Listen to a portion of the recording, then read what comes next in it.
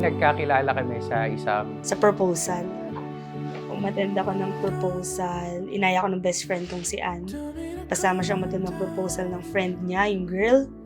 Tapos si Daryl, friend naman niya yung guy. first time kami nagkakilala dahil inorganize namin or tumulong kami sa proposal. So, little did I know na yung inattendan namin, na sinaksihan namin na love story, yun na rin pala yung magiging simula ng love story namin.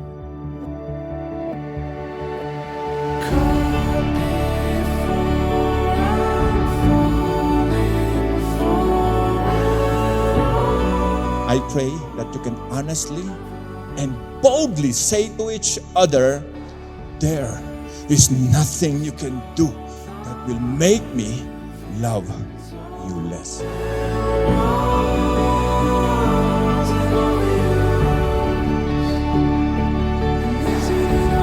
Na-develop na yung friendship at malalaman mo na kung siya na yung the one.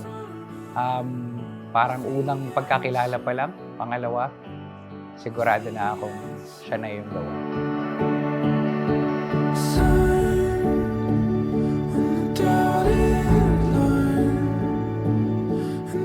Commitment is submitting to one's will.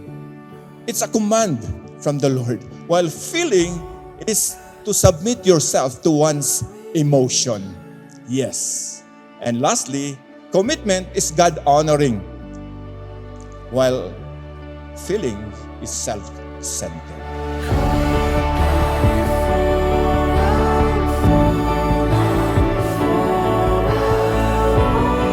Gusto ko kasi ako family-oriented. Tapos nakita ko sa kanya na ganun din siya.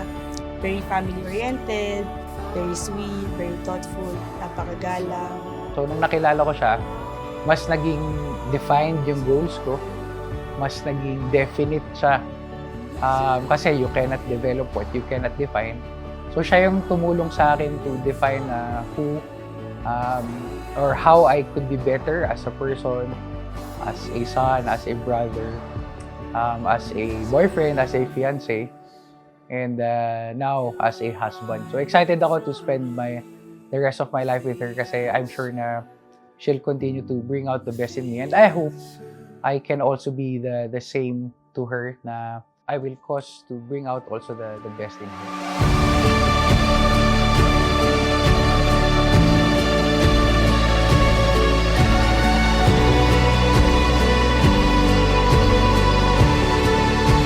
Natuto kong maging patient.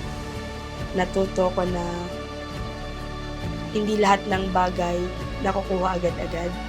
Natuto kong maghintay, na kapag may gusto ko, natuto kong pag-prepare ko muna na hindi agad-agad. So siguro yun yung pinaka-importanting lesson na nakuha ko sa kanya.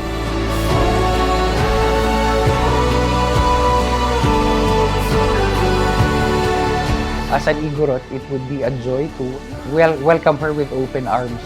So yung buong community yung mag-welcome sa kanya at sa family niya, buong Igorot community. So I hope na we can share the love, make them feel welcome, and make her remember that as we start the marriage life, hindi lang kami, nandyan si Lord, nandyan yung parents namin, and more than that, nandyan yung community na sumusuporta at pwede namin sanggahan.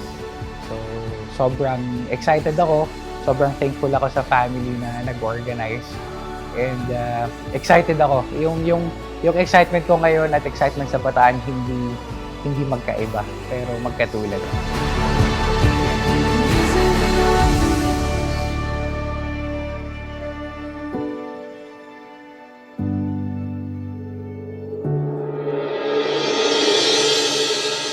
Love, this is it.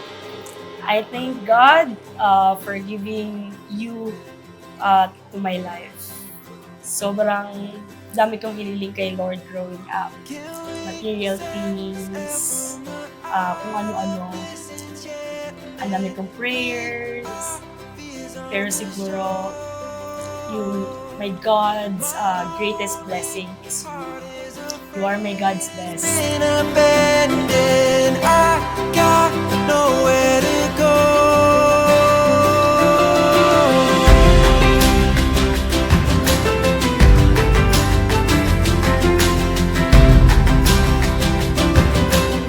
Mahal, Bobby, Mrs. Montoya. Yan ang pinakapaborito ko.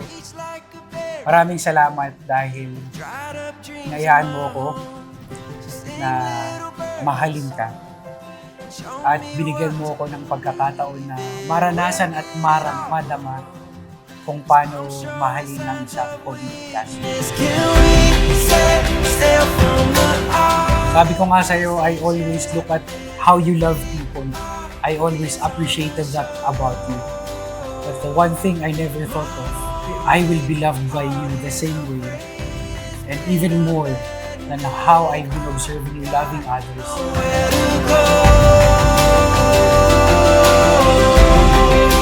Sabi ko nga sa'yo, hindi kita iiwan. Nandito ako hanggang sa tumanda tayo, hanggang sa mag-aapo tayo, yung mga pangarap natin. Sa hirap at ginhawa, tandaan mo, kasama mo ko.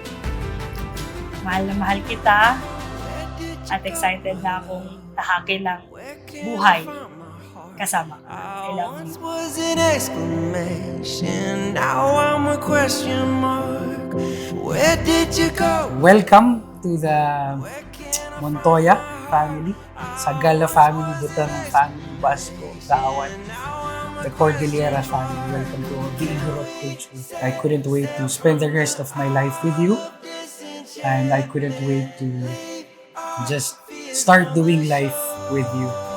Regardless of where we are, regardless of background, of culture, and of country that we're in. Know that I love you so much. You are loved. Know that you are very beautiful and you will always be the most beautiful woman in my eyes. So I love you so much.